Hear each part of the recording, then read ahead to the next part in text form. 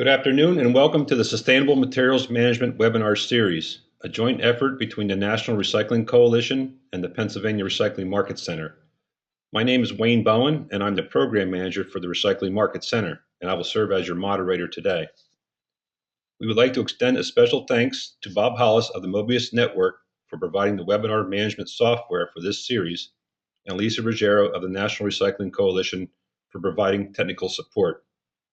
Today's webinar focus is on measuring the economic impact of organics diversion and product manufacturing. We have two excellent presenters today, Al Ratty and Robin Swear. Following their presentations, we will conduct a question and answer session. If you have a question or comment, please use the GoToWebinar dialog box located in the control panel on your screen.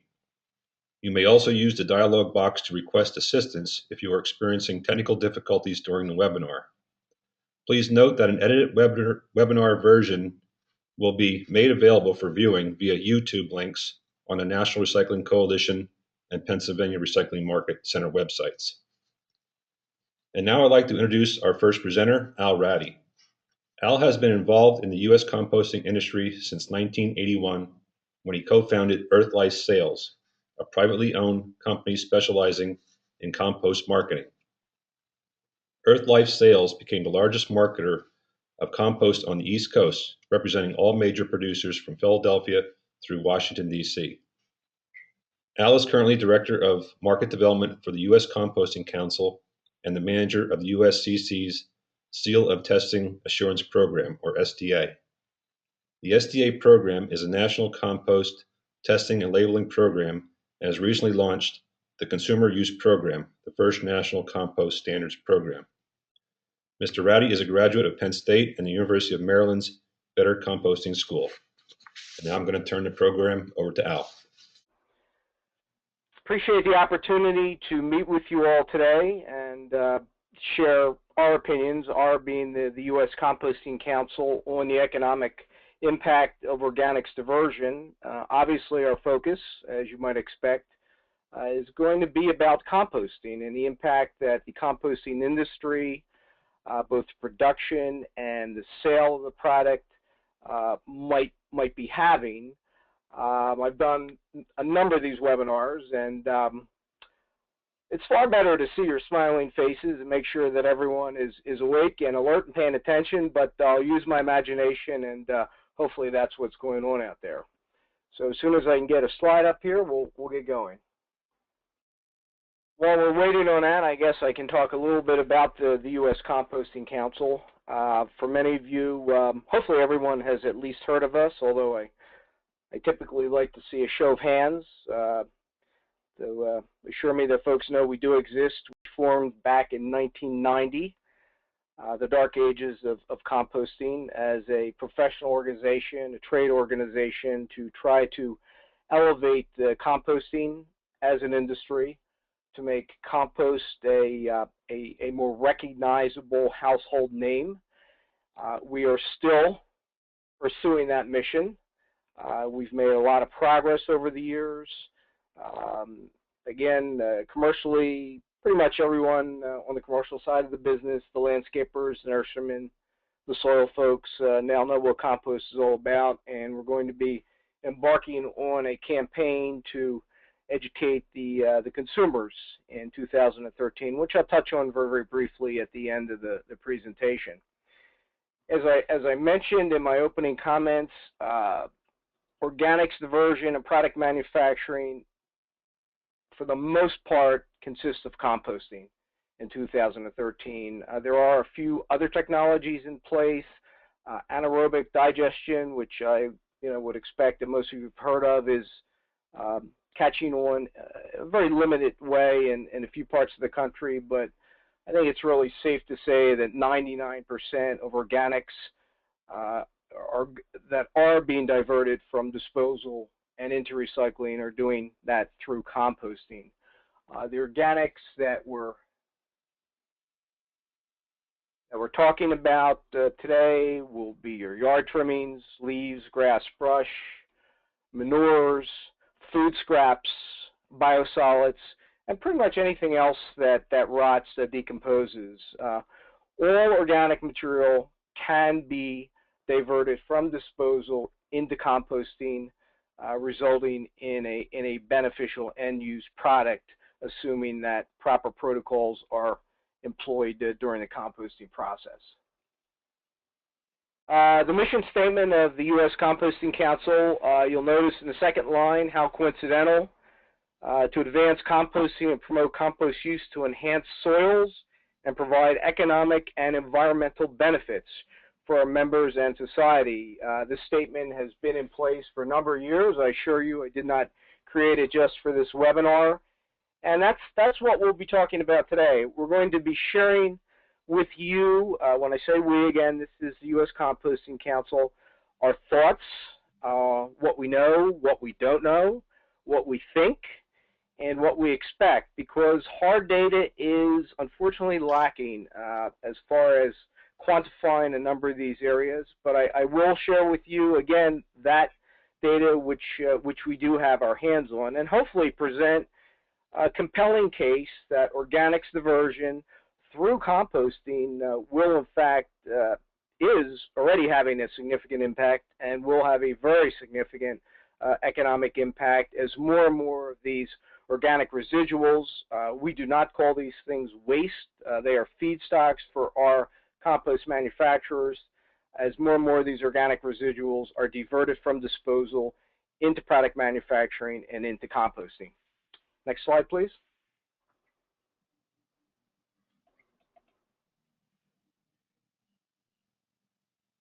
Hopefully you're all looking at the membership of our organization by year. This is one of the quantifiable elements which I'll share with you today, and you'll note that it was a fairly steady, predictable increase in membership from our origin back in 2000 to around 2008, 2009, and then we see that curve begin to creep up a bit more steeply. This is a sign of the times. This is a sign that more organics are in fact being diverted from disposal. More folks are joining the U.S. Composting Council to learn how to do it appropriately as far as producing the compost, as far as making a marketable product, and then taking the product to market. So this is the first, again, tangible piece of data that I have to share with you. We view this with great optimism. That the composting industry is alive, well, and growing, and look forward to it continuing along this track, and perhaps on an even steeper curve in the future.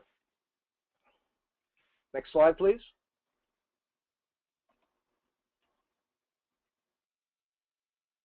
So I thought we would start with what we don't know and present a full disclosure webinar here.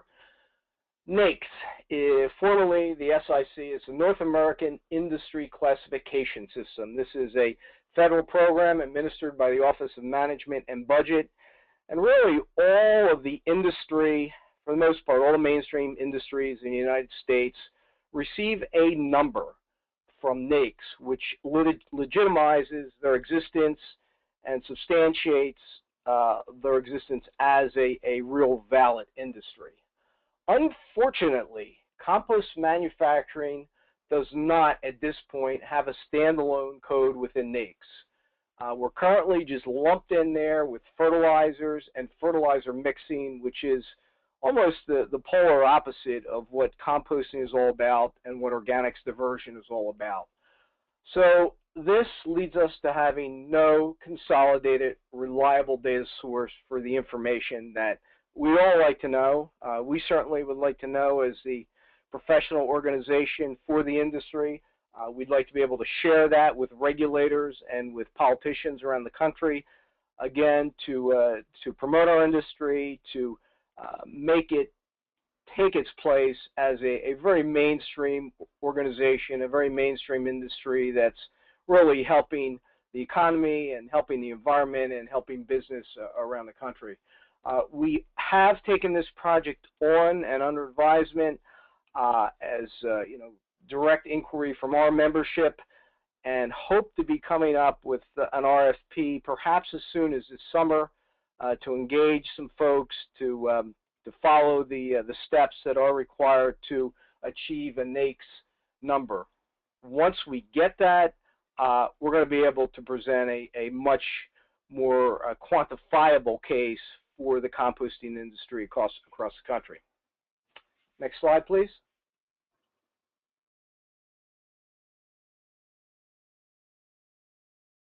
So this is what we think. We think that there are approximately 4,500 to 5,000 commercial composting facilities across the United States, and that is our focus. Certainly there are 10, 20, 50 times that number of backyard composters, but the backyard composters really don't present the impact of organics diversion, of products manufacturing that we want to quantify today. So our focus is going to be on a commercial composter. Let's assume 5,000. We estimate that there are 4 to 5 full-time employees working at each facility. In some cases, there's only one guy that is sent down with a front-end loader when he's not out filling trucks with salt or filling potholes in the road. And in other cases, there are going to be a dozen employees. So we've estimated that somewhere between 4 to 5 employees are working full-time, directly employed by commercial composting facilities, which gives us 20 to 25,000 employees. Now, how many more are indirectly employed by support industries? There are compost equipment manufacturers, there are feedstock and compost haulers, consultants, the users themselves, which may not necessarily have been in existence prior to some of the new compost products coming out there, and other related industries. We don't know that answer, but it's a reasonable assumption that it will at least equal the number of those that are directly employed, but we don't know. So we think that that's an appropriate guess, and once that NAICS data is determined, we'll be able to quantify this figure. And again, the goal here throughout the presentation is going to be, how do we make compost a mainstream product? To show the economic and environmental impact that is now still partially latent on the demand side. And that's what really the rest of the presentation is going to be about, making composting a mainstream industry, making compost a mainstream product, and really impacting those economic numbers. Next slide, please.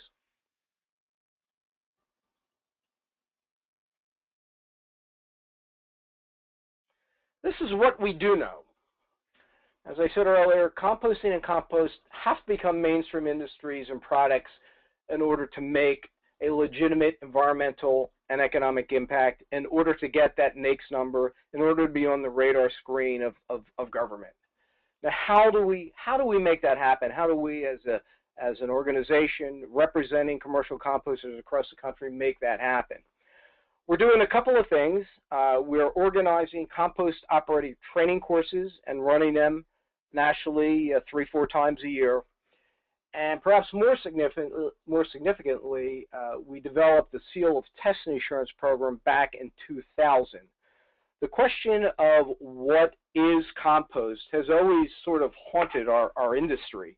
Back prior to 2000, before the advent of the STA program, anyone could put a pile of stuff on their landscape supply yard, their garden center, and put a sign in it and call it compost. But what was it? There were no definitive tests for compost.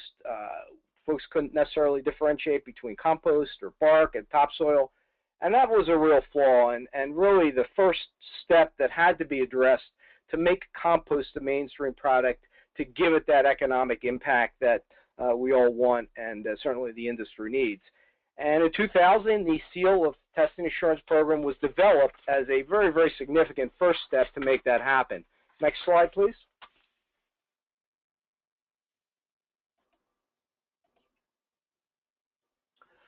So what is the Seal of Testing Assurance, or the STA program?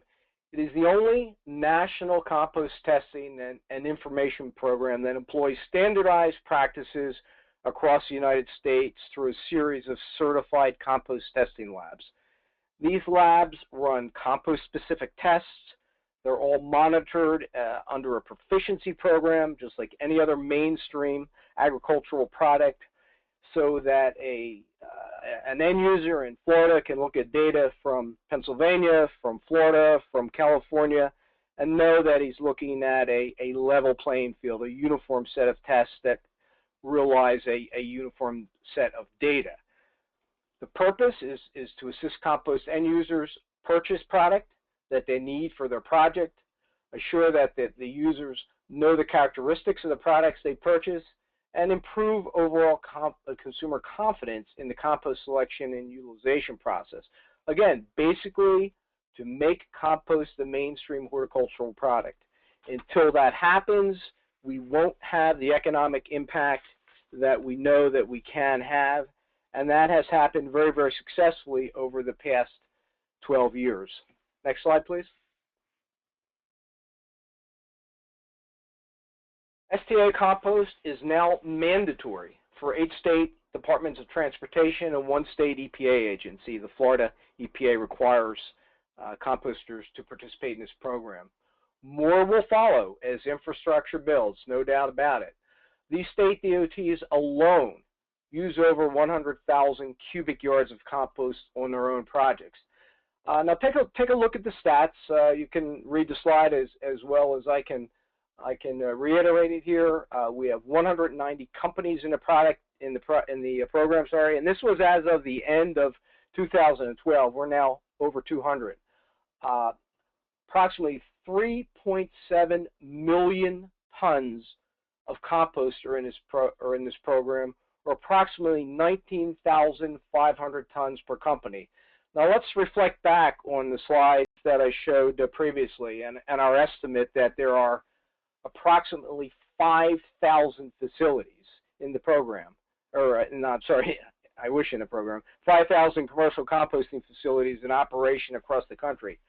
Do the math, folks. That is one heck of a lot of compost and one heck of a lot of jobs generated by that compost being produced. So it's a very, very significant impact already. And again, all we need to do is try to quantify that so that we're able to demonstrate the true economic impact of organics diversion through composting. Next slide, please. More about what we do know. And now we're going to look at this from a slightly different perspective, but a very, very valid perspective. I call it the big picture, or looking at the industry from the compost user and prospective end user perspective. Where is compost being used now, and where could it be used in the future? And obviously the economic impact of the composting industry when all this happens. And we certainly believe that all this is happening and will happen to a greater extent as more and more organics are diverted from disposal and into composting. Next slide, please. So I want to take a moment here and thank my colleague and longtime friend, Ron Alexander. You'll see a few of his slides presented here. Ron is a consultant to the composting industry and has been in it almost as long as I have.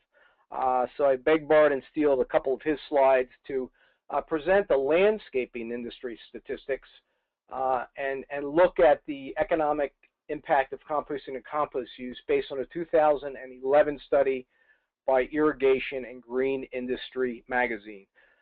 This magazine looks at landscapers, irrigation contractors, designers, architects, suppliers. Basically those folks that are specifying and using the products produced by the commercial composting facilities.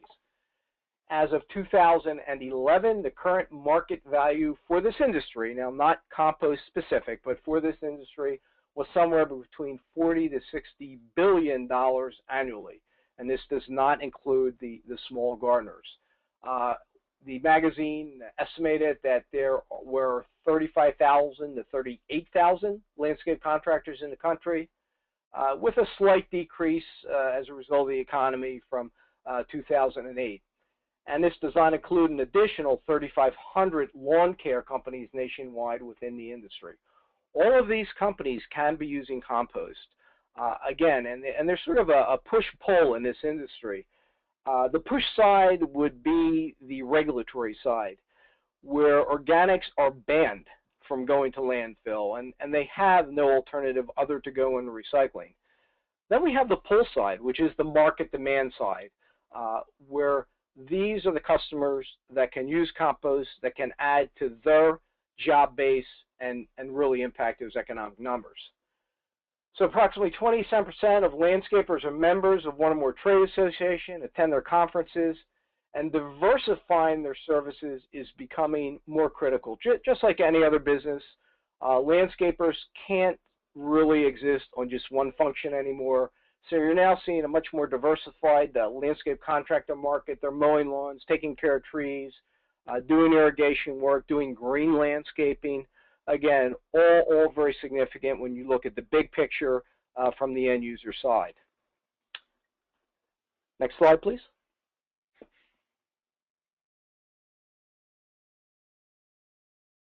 So some industry challenges and opportunities, again, an extension of that report that from the magazine. There was the great housing boom from 2004 to 2007, great growth, and then, as we all painfully know, fizzle. So landscaping firms that focused on new homes were hurt, obviously, as were homeowners, more than landscaping companies when the recession hit. So the need to diversify, to become more efficient, offer more environmentally friendly services became very obvious and very needed. Compost helps make that happen. And we'll go into a little more detail in the upcoming slides on just how that happens. Water shortages, major issue in many parts of the country and will become a nationwide concern over the next 5 to 10 years. You're seeing more and more water use restrictions across the country. You probably see it in your home, where perhaps there are days when you can't water your lawn, you can't wash your car. Even golf courses are beginning to experience some water use restriction. Compost can significantly help that by improving water retention and decreasing water use. And green landscaping is growing and will continue to grow. Eco-friendliness, sustainability, all industries, including the landscape industry, is becoming more and more important, and obviously compost helps to meet that need.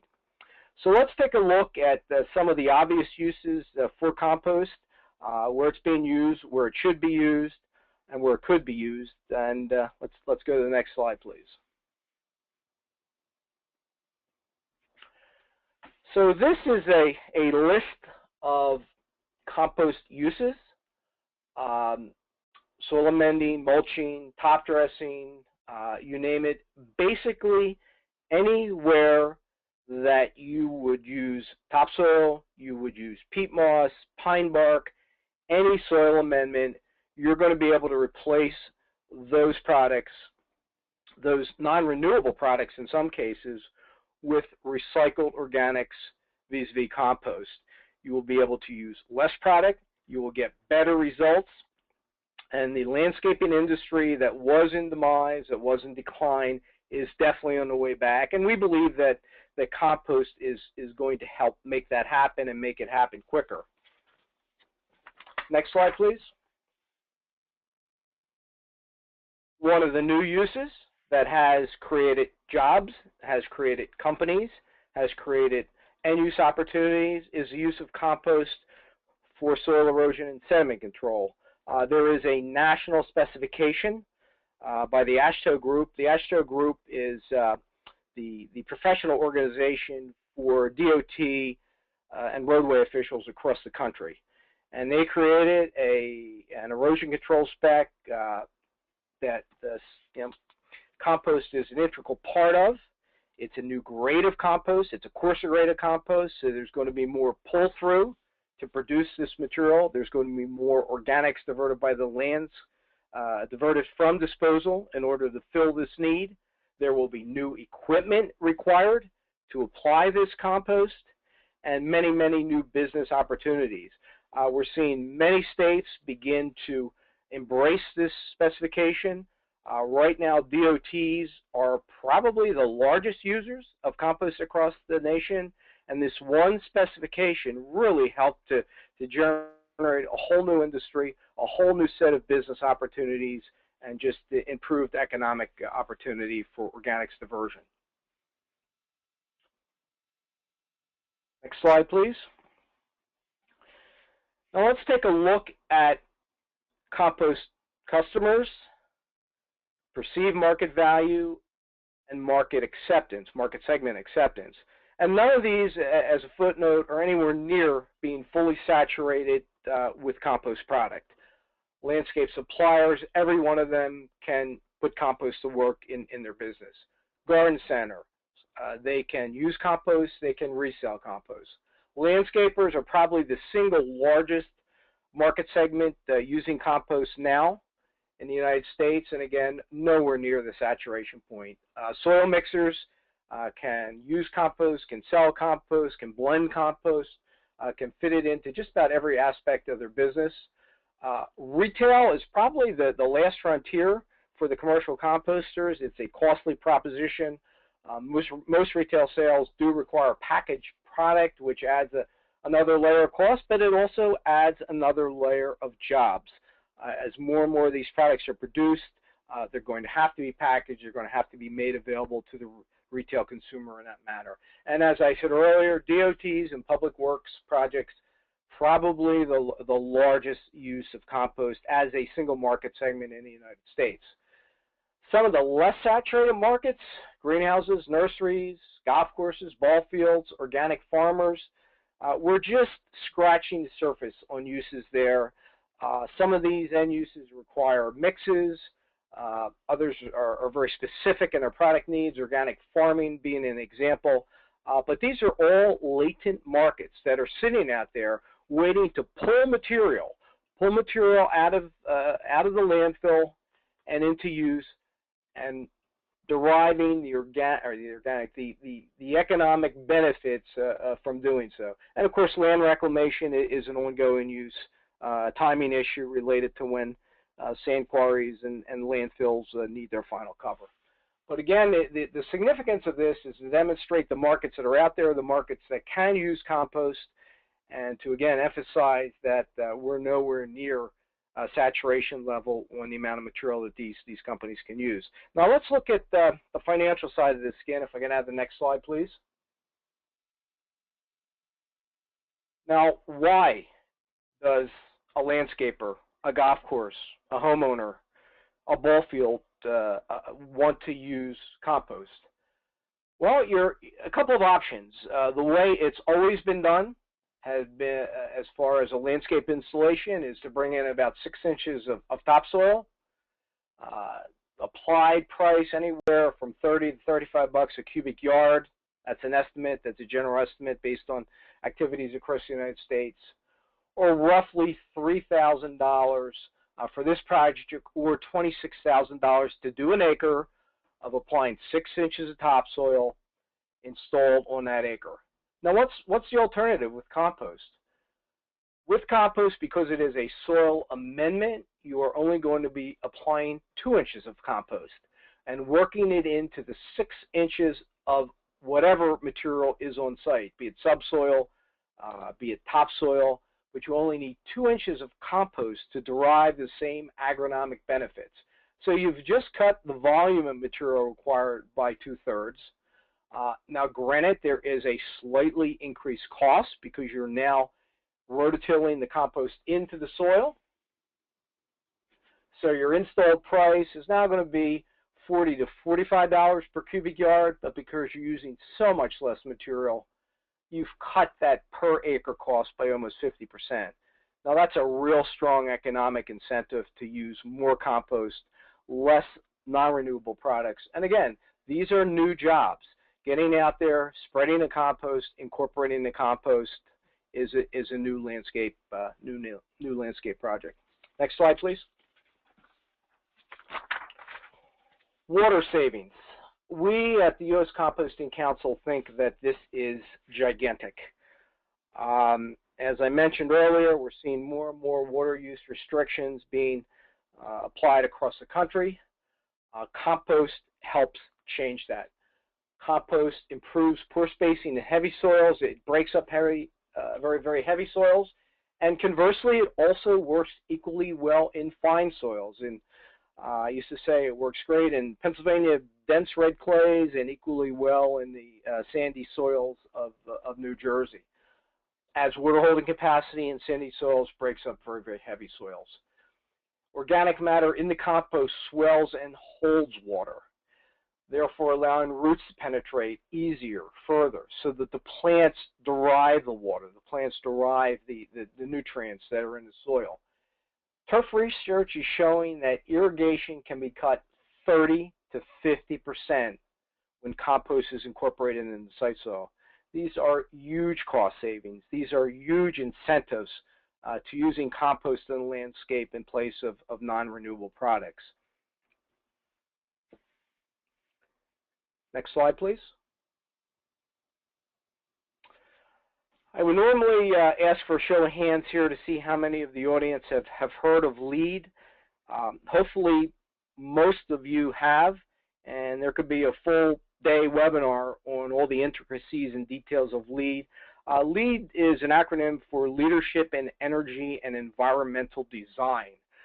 It is a national, actually I believe it's an international program that is run by the U.S. Green Building Council to improve energy efficiency and environmental design in construction projects.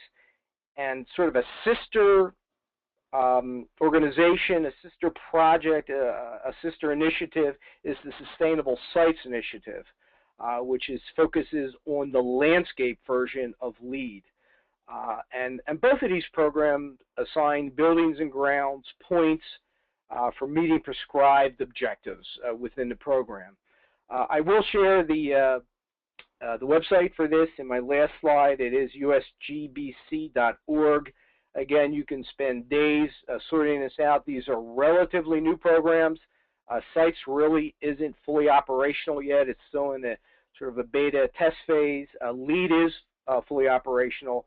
And these two programs, these two initiatives, are going to see much more compost put to use, many more organics pulled from the waste stream, again, all resulting, it's connecting the dots. The more organics that are pulled out, the more go to composting, the more jobs that are generated on the production and the use end. So very, very exciting stuff. Next slide, please. Compost customers that we haven't even scratched the surface yet. Commercial farmers, sod farmers, silviculture, we are not there. These are the latent demand customers. If agriculture ever realizes the significance of compost, from a source of organic matter to its water holding capacity to the ability to reduce chemical fertilization, there won't be enough compost in the United States to be able to begin to satisfy that need. And as I said, it is just beginning to see some use, predominantly out on the West Coast in California, where some of the farmers have figured out that, hey, this is really good stuff. This will not only improve our crop yield, improve our soil, reduce our costs, and also help the environment. So these markets are just now beginning to be penetrated by our compost producers. Next slide, please. Now, I've said a lot of things over the past few minutes here, but I'm the industry, and this is what you would certainly expect me to say. But is it something that you would expect a national environmental organization to say? And I couldn't have said it better than Matt McKenna, the president and CEO of Keep America Beautiful. Composting is the next wave of environmentalism. If we have organizations like KAB supporting us, we're going to see this market continue to expand and expand at a much greater level. Also, the National Restaurant Association has just come on board with a similar initiative. They are going to attempt to educate their restaurants across the country to divert organics from disposal into recycling, into composting. More composting means more jobs, both directly and indirectly, meaning a greater economic impact as a result of this industry. And next slide, please. I don't know how many of you attending are from Pennsylvania, but right in our backyard, We have a great example of some of this work published in the recent issue of Biocycle magazine. Is Weiss Supermarkets up in north central Pennsylvania has made the commitment to divert all of their food residuals from going to the landfill to going to composting. And as a result, a brand new composter has come on the scene, getting ready to open up 4 or 5 new facilities, putting people to work. And food scrap recycling is really the hot topic in our industry, and more generators are considering it. And I'm happy to say Pennsylvania is leading the story. And my colleague today, Robin, is going to talk a lot more about this in her segment of the webinar, and teach you some of the specifics about how these programs work. So what do we expect? Next slide, please. What do we expect given all that I've shared with you today? I mean, very simply, more organic residuals are going to be diverted away from disposal towards recycling with each passing year. There is no doubt that this will happen. It is happening. It will happen, we believe, to a much greater extent and much greater frequency for a number of reasons. Number one, EPA is really pressing hard to see food waste, I shouldn't use the word waste here, to see food residuals diverted from disposal and into recycling. And again, right now recycling means composting. This is a very high priority on the EPA pyramid of recycling, and I've been asked already to give 2 or 3 presentations across the country on how composting fits in that picture. We're beginning to see states like Vermont and others pending, Massachusetts is getting close, and cities across the United States are moving towards zero waste legislation. Nothing will be thrown out. Everything will be recycled in some way, shape, or form. These are laws. The Vermont law is on the book now. It is a phased-in piece of legislation that will happen over a period of the next 15 to 20 years, but the laws are on the books. Folks aren't going to be able to throw out organics anymore. Watering efficiency demands are only going to increase, as I touched on earlier. And what helps watering efficiency? Getting compost into soil. And composting still remains the least costly and most effective way to recycle these residuals. It is the best alternative now. I don't see anything offsetting that, displacing that in the near future. And the composting industry and its resulting job and economic and environmental impact is going to dramatically increase over the next 5 to 10 years. There's no doubt about that. I hope that I've convinced you that that's going to be the case. And hopefully at some point within that period, we'll have some real quantifiable data to be able to share with you. Let me finish up with a couple more slides here, Wayne, if you would.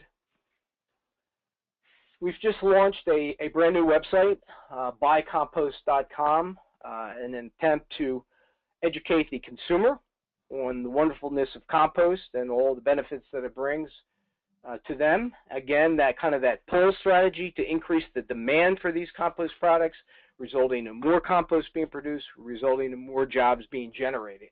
And we'll be launching our Million Tomato campaign next month, which is a nationwide initiative to connect commercial composters with community gardens all over the United States, whereby the composters will donate compost, the gardens will grow food for the community, will track everything, and really make a big splash to show the impact agronomically, environmentally, and economically that compost can have at a retail level. Next slide, please, Wayne. You got to have a commercial message, and I'd like to make everyone aware about our future conference dates. We do have an annual conference every year. It is the best organic recycling and composting event in the country, and we will be in Oakland in January 2014 and introducing our first Compost Con part of the conference, which will be very consumer-oriented.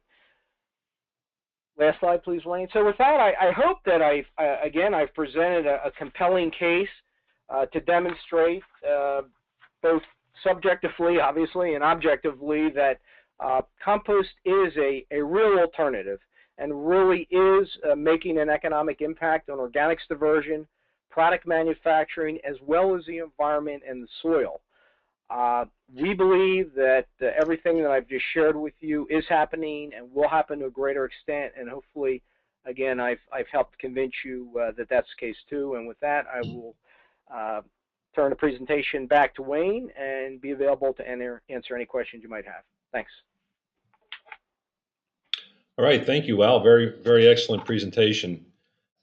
Let me introduce Robin Sweer, our next presenter. Robin has experience designing the first nationwide food recycling infrastructure and implementing food waste programs in over 4,000 locations, as well as managing other recyclable services such as rendering, used cooking oil, tires, and motor oil services at top Fortune 100 retailers.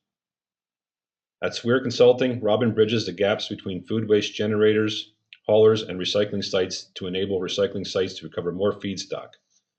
Robin recently joined EcoScraps as the VP of Innovative Organic Diversion Solutions to launch EcoScraps Management Service Practice, which will help food waste generators implement cost-effective and compliant recycling programs and develop closed-loop solutions. Robin holds certifications as a project management professional and a certified supply chain analyst. And I'm going to turn the program over to Robin.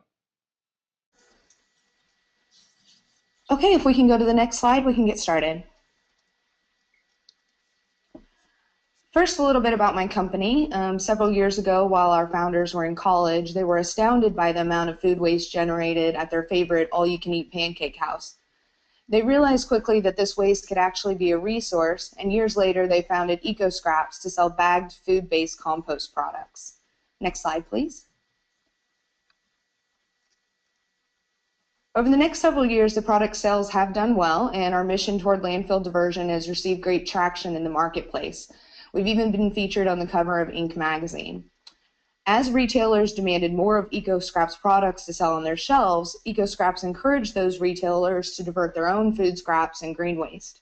But it turns out that many retailers had trouble identifying haulers and setting up programs themselves and needed the support of EcoScraps to support the development of organic diversion programs. Next slide, please. To enable that, EcoScraps brought me on board to launch our management services division, enabling true closed-loop solutions. Retailers source separate their food. We have a hauling network that collects the products and transports to recycling sites that best fit the generator's needs. And occasionally that need is co-branded compost, such as the case with Target, which is seen here. We have haulers and recycling sites that can service the entire nation, no matter where you are located. And if there are any haulers on this webinar that would like to build route density, please contact me after this webinar. Next slide, please. So what does management services mean? For me, that means we help the retailer define their program requirements and ensure that long-term management of the program is effective and efficient. We streamline customer service and information. We manage compliance to ensure the food scraps are being recycled in accordance with local regulations. And we also provide dashboard reporting as shown here so that managers, district managers, and C-suite stakeholders can all see information that is relevant for their own decision making and capture the true value of a waste diversion program. Next slide, please. So with all these tools and great closed loop solutions available, you may ask yourself why every business doesn't recycle their food. But the reality is that getting a food waste generator to implement a program is more complex than most people can imagine. First, you have to decide the decision maker, and finding out who the decision maker is can often be a major hurdle. One would think that all large organizations would have a sustainability team that would be responsible for managing waste that could be resources, but rarely is that the case, and rarely is that person able to gain momentum to implement a whole new program, especially if that program is viewed as adding cost. So maybe the solid waste manager is the right person to approach with the lure of cost savings on their solid waste spend. But the reality there is that in most areas of the country today, implementing a food waste recycling program is not going to save the company money unless they are willing to connect with all the stakeholder groups that are impacted, such as those stakeholders listed here. Next slide, please. At most grocery stores like Kroger, food recycling initiatives have been developed at the regional level, which can be challenging because when you're asking a divisional manager who has responsibility for store sales, merchandising, employee management, compliance, loss prevention, overall store control, to take on one other responsibility, Well, you know what they say about the path of least resistance. Only companies like Whole Foods, who have sustainability built into their core values, have been successful with this regional model and implementation at every store.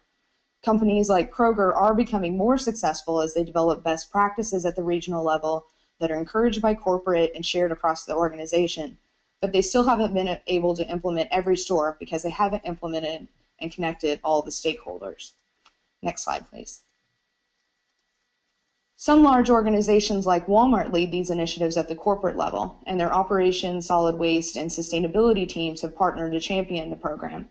But even Walmart is still struggling to implement the complete picture to develop closed-loop solutions with the buying group. But they'll get there soon. Next slide, please. So the bottom line is that these retailers would have no trouble implementing programs if the program were going to be saving them money or even landfill neutral. Some of you may not understand why it isn't cheaper for a retailer to divert from the landfill if the compost site, anaerobic digester, or the animal feed outlet is cheaper than the landfill. Well, the reality is that hauling is not cheaper than getting a pull from a local waste hauler, and you still have to have trash service in addition to your organics program. Even if the tip fee at the composter is 50% cheaper than the landfill, that may not cut it in some instances. Waste haulers can stop at every stop on the street. Everybody needs trash service, so they get great economies of scale. Additionally, trash haulers can service the stores overnight when there is less traffic and they don't have to spend time interacting with store employees to empty the container. An organics hauler is much more like a delivery service than a trash pull service. They're delivering clean bins to be refilled over the next service interval. Generally, organics also need to be manifested, and stores want to sign a service document so that they can get credit for their landfill diversion. I can guarantee you would never ask your trash man to have you sign a form before he takes off with your trash. And as you all know, it's sometimes hard to find a manager when you're shopping at a store like Costco. Imagine how hard it is to get that same manager out back of a store when you're a vendor trying to get them to sign a manifest. And then, of course, the organics hauler isn't stopping at every store on the road yet. Today, organics pull services are typically twice the price of a landfill haul, so you need to have a lot of waste for that 50% tip fee at the compost site to be a cost savings. Next slide, please. Further, generators have additional costs in setting up and managing an organics program. These costs include training materials, signage, containers for both inside and outside the store, labor to unpackage the material, manager time to monitor the program and sign off on manifests, and then there's also the cost of non-compliance when contaminated loads have to be removed, which is bound to happen once or twice a year as stores learn the program and employees turn over. And then there's the stuff that most people don't even think about. Many cities require trash and recycling receptacles to be identified on the site plan and possibly even have an enclosure to house the containers. Generally, going through a site plan change to add recycling containers has a fee, and if you have to build an enclosure, there will not only be the cost of materials and construction, but also possibly a cost to permit the change and a construction permit, plus the labor of someone that knows how to manage that compliance environment. So with all this cost and effort, you can begin to see why more Americans are not jumping on the food waste recycling wagon. But I believe if you can engage all the right stakeholders and look at all the pieces that are impacted by a food waste recycling program, companies will see value that will more than offset these costs. Next slide, please. The biggest challenge is getting all the stakeholders to plug in. In many large companies, everyone is worried about protecting their cost bucket. The bigger the budget for a department, the more power they can be perceived to have. I worked with one manufacturing plant that had more than enough byproduct to justify a small-scale on-site digester, but the waste person hated the energy guy and didn't want to bring him into the equation. Projects like that will never win. Then you also have to convince people that the food waste is not just being produced for the sake of a food waste recycling program. It is already on site and it is going into the compactor. Nearly every store manager in across the country will tell you that they have a food donation program, and that should be encouraged. But I also believe that only 20% of those stores are actually donating even 50% of their food waste, and I'm sad to say that. But in reality, donation programs are hard. Milk, for instance, has to be pulled from the shelf before its sell-by date to be donated. So imagine a retailer does that, loses a few days of sales, takes up storage in their back room, and if you've ever worked in a grocery store, you know that cooler space is prime property, And then the volunteer truck driver is sick that week and doesn't come in for the pickup. Or the food bank gets a large donation from a milk distributor and doesn't want your milk. Then the retailer has a high cost of disposing of a liquid that they could have possibly sold in those 3 remaining days, even if it was at a markdown. I guarantee that this happens only once, maybe twice, before the food donation program becomes just something that people talk about and not actually actively participate in. And then what happens to the material that gets left in the customer's shopping cart and have broken the cold chain? That material should never be donated. That means that every grocery store has some amount of food waste, no matter how high quality their food donation program. Even many retailers like Walmart don't take tax benefits for donated product, so they're losing store sales, cooler space, managing the material multiple times, and paying for disposal. Or what about frozen pepperoni pizzas, T-bone steaks, and chicken livers? Have you ever seen a food bank or a soup kitchen feed that to a hungry person? Generally, they cook large buffet-style meals, and things like that are usually trashed. You would be amazed at the amount of stuff that those that do participate in food donation programs dump off on a food bank that cannot be used. I agree that donations should occur, but we need to implement a system to audit these food donators and see how much is really getting into a hungry person and not into the landfill. So let me get off this food donation rant. Next slide, please. My point is that if you can quantify the sales that retailers could gain by leaving the material on the shelf longer, even at a markdown rate, you have additional dollars to fund the food recycling program. Second, you have the inventory management factor. When I was in college, I worked for Target, and my first job out of school was with Walmart Internal Audit. Both these retailers had large compactors which were fed from inside the store through a hole in the wall. We commonly refer to this as the black hole. It stunk when you opened it, so you opened and threw the waste in as quickly as possible. You never looked inside, and you couldn't see anything if you wanted to because the compactors were supposedly sealed. You slammed the door shut, and you ran away without thinking about it again.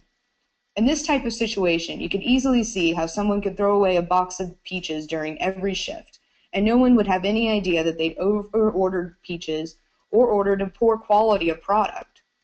By controlling the outdoor source-separated food waste containers with locks, which most retailers should use to avoid contamination from the general public, you get an unexpected byproduct.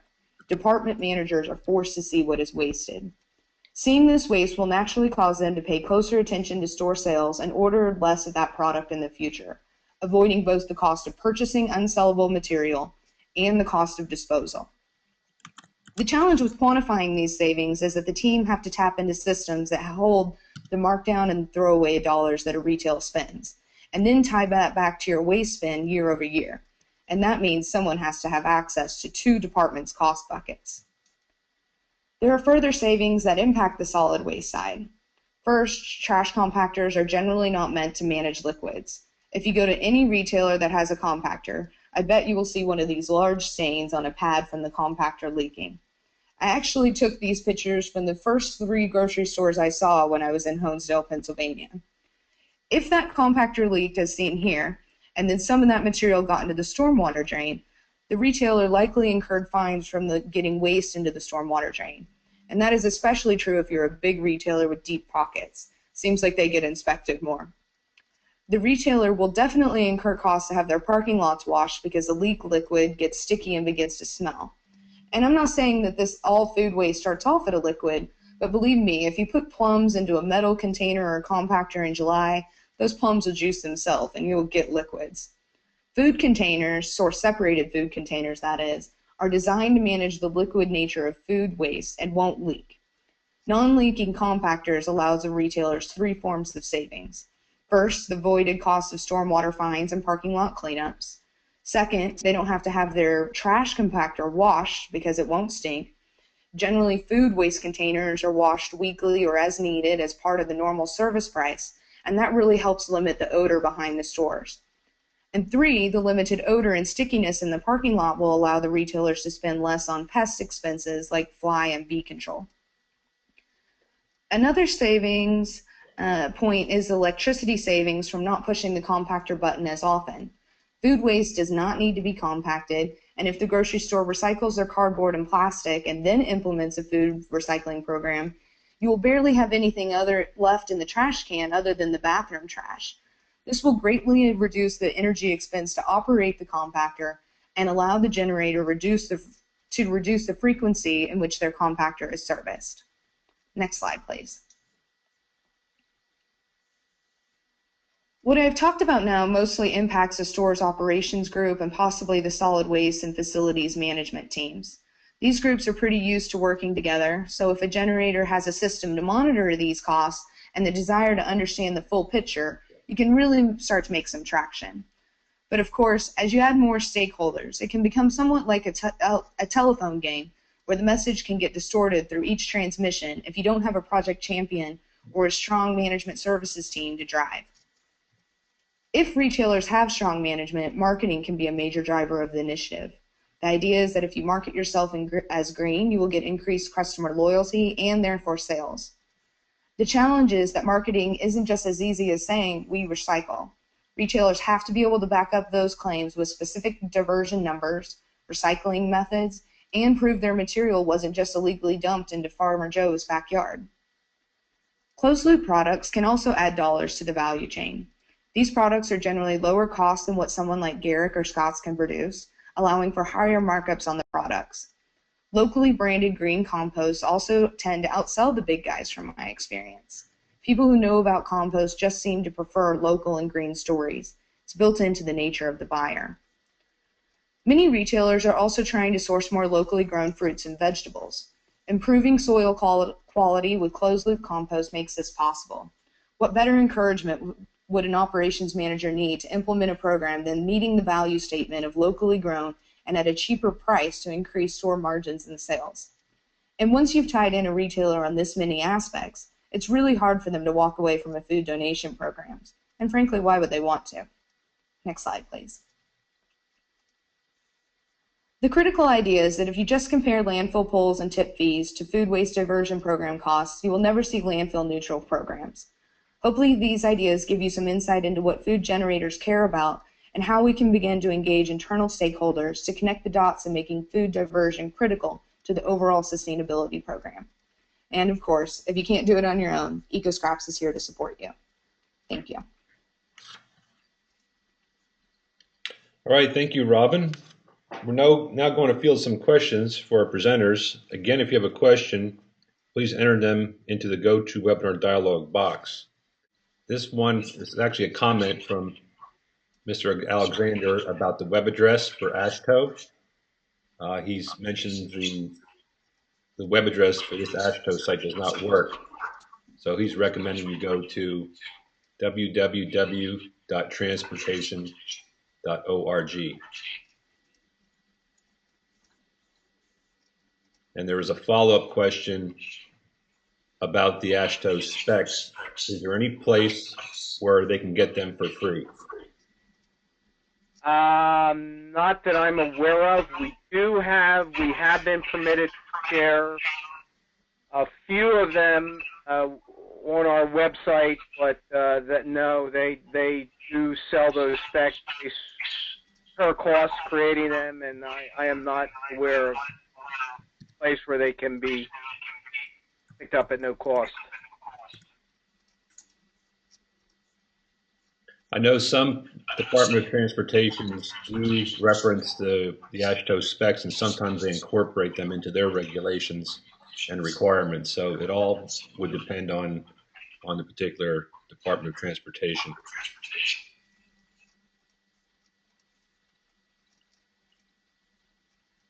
This question is asking Robin to talk more about the Kroger food scrap recycling program. At this time, Kroger has implemented pilot programs at the regional level. They did have a nationwide bid out back in November and at the corporate level, and there's the potential that they move forward with the corporate program, but it is currently under review. Next question for Robin. How would you start up a food scrap recycling curbside program for residents? First, you need to make sure that the infrastructure in the area is available to support the program.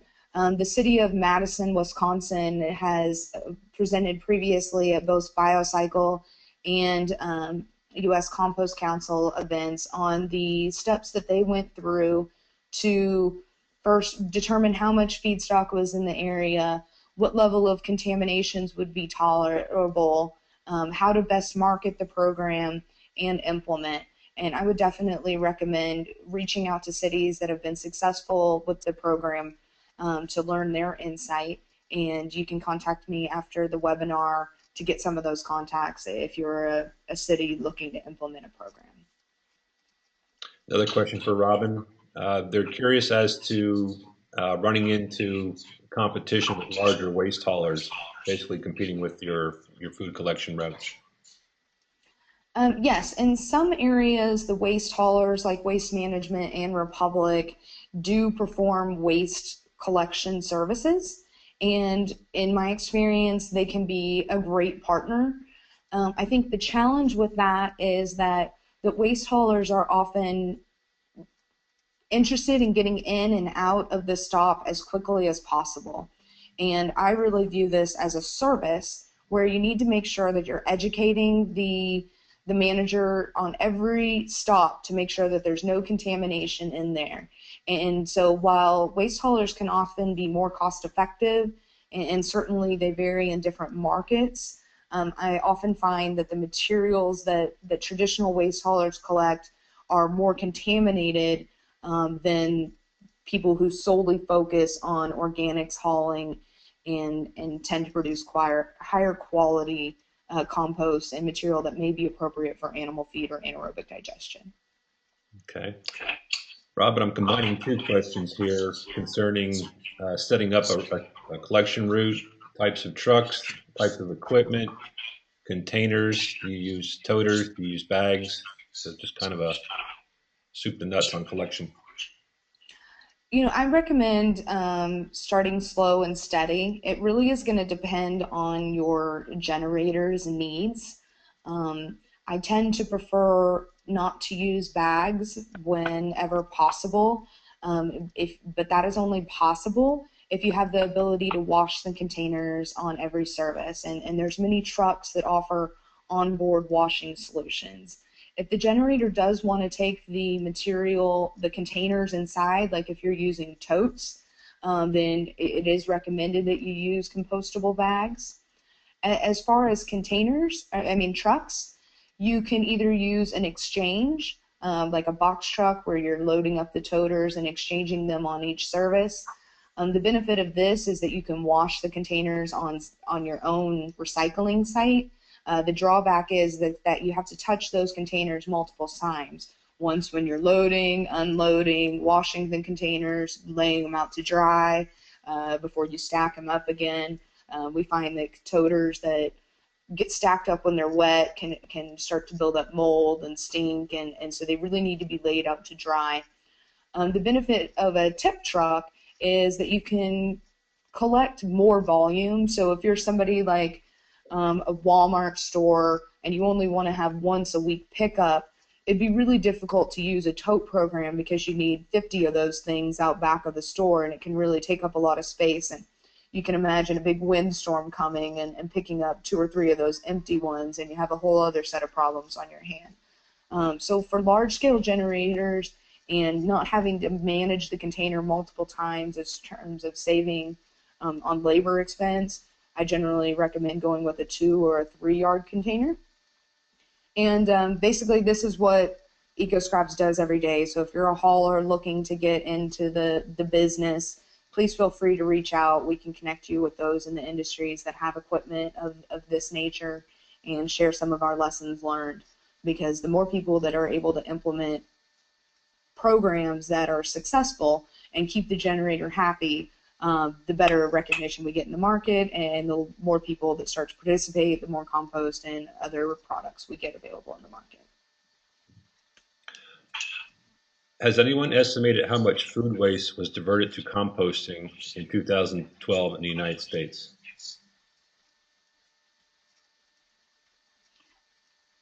I have that information for my customers, but on a nationwide scale, I could not venture to guess. Yeah. Al? Mm-hmm. No, that is, again, some of the data that unfortunately we do not have. One of the challenges I see with that is that you often don't get, say you're working with somebody like Coke and Pepsi. They don't necessarily want to share with everyone how much they're wasting. So it can be difficult to, get generators to speak to the volumes. They tend to speak more in overall percentages of waste diversion. Okay, we have time for one last question. Do you work with any food waste being taken to anaerobic digesters? And if so, is the digestate compostable or being composted or land applied? I work with many anaerobic digesters. Some compost it, some land apply. The ones that I see being most effective are really trying to turn that into a product. One of the biggest challenges with anaerobic digestion is if you're paying to get rid of the effluent. I see too many anaerobic digesters that think they're going to get paid for the effluent. They call it black gold, but frankly, most of the projects I see, if they're able to get rid of it for free, are doing well. I think the projects that will really succeed would be the ones that are able to turn that effluent into a compost or another product and really earn some revenue off that. Okay, we've used up our allotted time, and thank you, Robin. Thank you, Al, for that great presentations and answering the questions. Just to remind you again, this webinar, like all the webinars in this series, have been recorded and will be made available on both the National Recycling Coalition and Recycling Market Center websites. Again, thanks for joining us. We hope you'll join us for next month's webinar scheduled for Tuesday, April 16th at 1:30 Eastern Time. And have a great day. Thank you.